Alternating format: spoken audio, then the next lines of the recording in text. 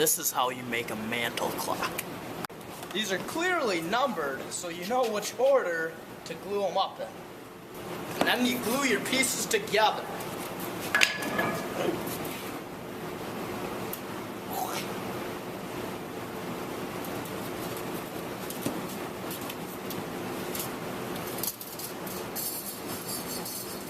It's probably enough. No, you don't wreck the barn. Then you put them in the clamp. Alright, after the glue is dried and cured, it's time to run your clock face through the planer. You want to run both sides through the planer until both sides are smooth. You might have to use a push block as Hayden's using. Always have a partner to help you pull it out.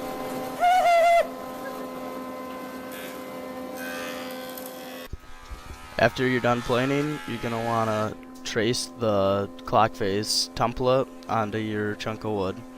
Use a pencil first, make sure you draw your lines nice and dark. After that, you want to go over it with a Sharpie.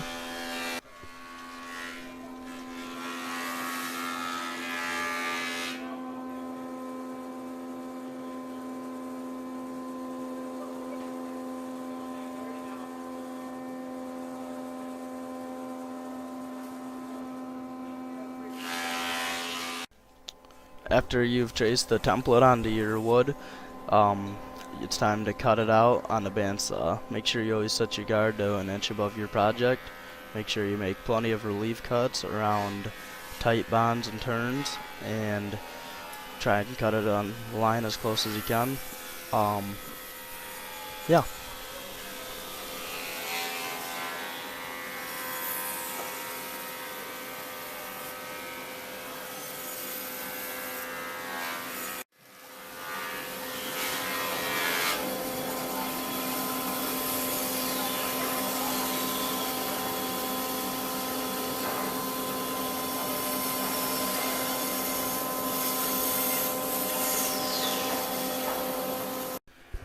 After you've cut out your clock on the bandsaw, it's time to sand it on the sander.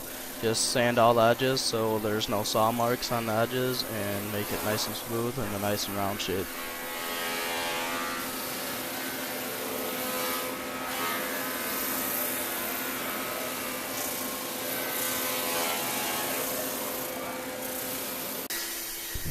After you have sanded and got it a nice round shape, you're going to want to drill out the clock face insert using a Forstner bit, and make sure you mark center and have it marked out where you want your clock face to be before you begin drilling.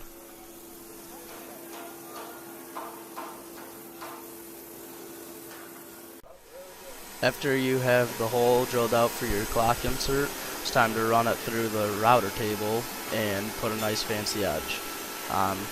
You want to run your clock from the right to the left with the drill bit running clockwise. After that, you're going to want to sand and make it nice and smooth. Make sure to use the appropriate abrasives.